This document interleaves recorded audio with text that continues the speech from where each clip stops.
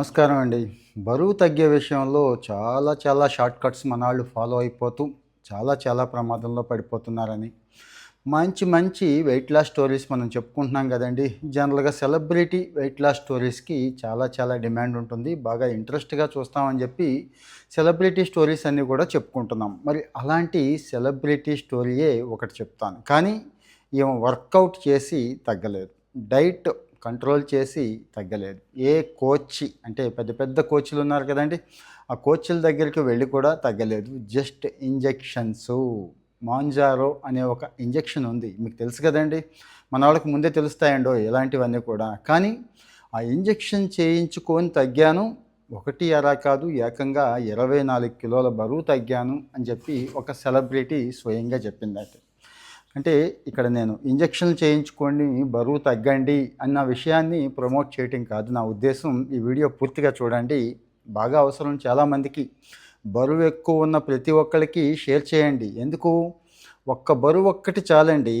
సకల దరిద్రాలకి, క్యాన్సర్‌లు రావడానికి, కిడ్నీ ఫెయిల్ అయిపోవడానికి, ఫ్యాటీ లివర్ రావడానికి, ఇంకా చాలా ఉన్నాయి. 1, 2 కాదు. గుండె జబ్బుల దగ్గర నుంచి గ్లూకోజ్ లెవెల్స్ పెరిగిపోయి, డయాబెటిస్ దగ్గర నుంచి, బీపీ దగ్గర నుంచి అన్నిటికీ బరువే కదా!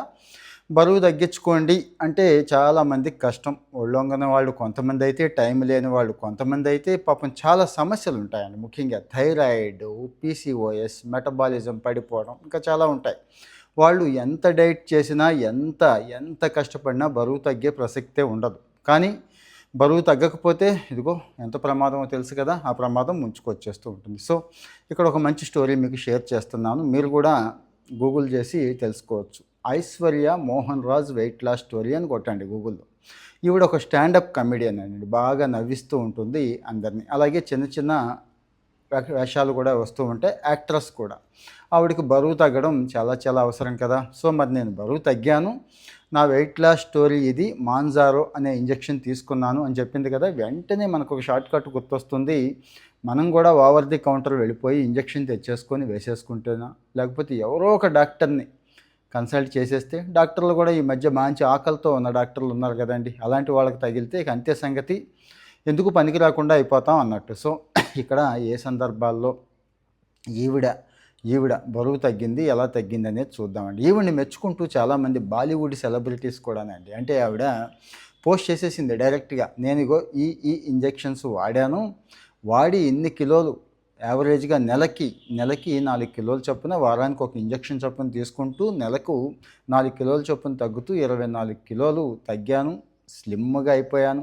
ఫిట్‌గా అయిపోయాను.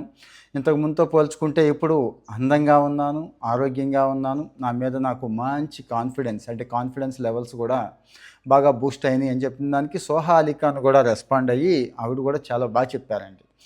అందరూ బరువు తగ్గడానికి అది చేశాను, ఇది చేశాను అని హడావిడి చేస్తారు. ఈవిడ ఒక్కావిడే చాలా నిజాయితీగా చెప్పింది. అలా చెప్పడం కూడా మంచిదే. చెప్పడానికి కూడా చాలా ధైర్యం ఉండాలని చెప్పి సోహా అలీ ఖాన్ చెప్పింది. సో, మరి ఈవిడ వెయిట్ లాసు సీక్రెట్ ఏమీ లేదండి.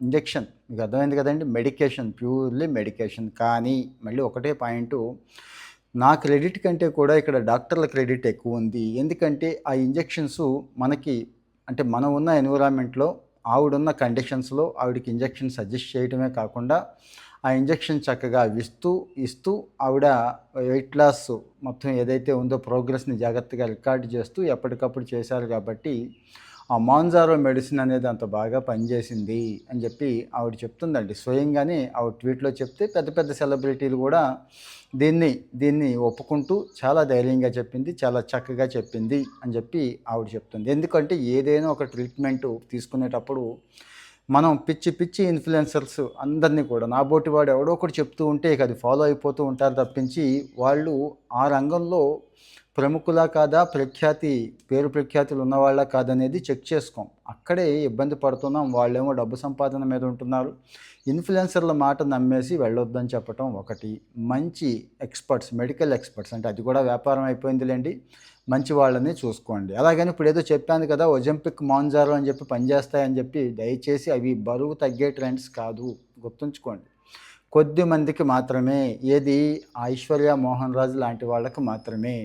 పీసీఓఎస్ సమస్యలుంటాయి, థైరాయిడ్ ఉంటాయి, మెటబాలిజం పడిపోతూ ఉంటుంది, ఇన్సులిన్ రెసిస్టివిటీ ఇబ్బంది ఉంటుంది. జ ఇంకా చాలా సమస్యలు ఉన్నాయి. థైరాయిడ్ దగ్గర నుంచి ఇలాంటివి. వీళ్ళు తగ్గే అవకాశం లేదు కాబట్టి వీళ్ళకి వెయిట్ లాస్ కావాల్సిందే. మరి వాళ్ళు వెయిట్ తక్కువ ఉంటేనే కదండీ ఆరోగ్యంగా ఉంటారు. సో, ఇది చెయ్యండి. అంటే ఇలా చేయండి, డాక్టర్‌లని చూసుకోండి.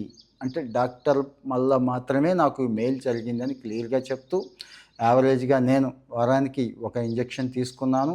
మళ్ళీ గుర్తు చేస్తున్నాను. అంటే 2 ఇంజెక్షన్లు తీసుకుంటే, 4 ఇంజెక్షన్లు తీసుకుంటే నెలకు 16 కిలోలు తగ్గుతామేమో అని ఉంటుంది కదా చాలామందికి.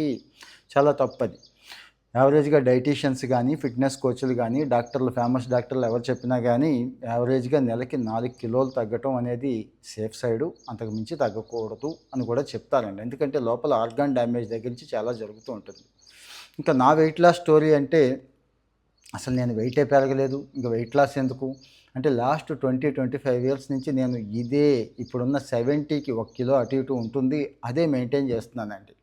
అంటే నా బిఎంఐ ఎత్తుకు తగ్గ బరువు, ఉండాల్సిన బరువు అదే ఉంది అన్నట్టు. నేను ప్రత్యేకంగా ఏమి వెయిట్ లాస్ కోసం చేయను. చక్కగా తింటాను, చక్కగా ఉంటాను. ఫిజికల్ యాక్టివిటీకి కూడా ఎక్కడ రాజీ పడేది లేదు. ఫిజికల్ యాక్టివిటీ కంటే కూడా మెటబాలిజం పడిపోకుండా చూసుకుంటాను. అంటే డే అంతా యాక్టివ్‌గా ఉండేలా చూసుకోవడం గొప్పదండి.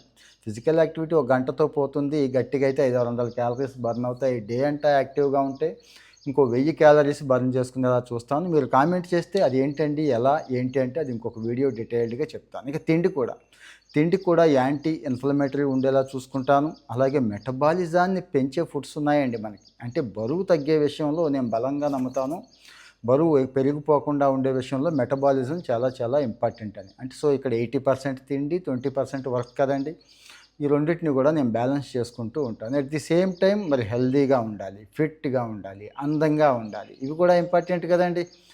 సో, 40+ వచ్చినా గానీ చక్కగా హాయిగా 20స్‌లో ఎలా అయితే ఉన్నామో అలాగే ఉండాలి అంటాను నేనైతే. అది ఏజ్ అనేది జస్ట్ మ్యాటర్ అంటారు కదండీ! అందుకే 80స్ వస్తే తప్పించి ఈరోజు ఓల్డ్ ఏజ్ అని అంటలేదు. మరి 80స్ వరకు కూడా కుర్రాళ్ళలాగే ఉండొచ్చు. అంటే కుర్రాళ్ళు ఎన్ని పనులైతే చేయగలుగుతున్నారో అంత యాక్టివ్‌గా. ఆ మాటకొస్తే ఏజ్ పెరిగే కొద్దీ వచ్చే మెచ్యూరిటీ ఇంకా బావుంటుంది కాబట్టి ఇంకా యాక్టివ్‌గా ఉండే అవకాశం ఉంది అంటాను. ఇక్కడ కామెంట్‌లో మీ ఒపీనియన్ చెప్పండి. మీ ఒపీనియన్‌ని బేస్ చేసుకొని నేను మళ్ళీ ఇంకో వీడియో మీకోసం చక్కగా చేస్తాను.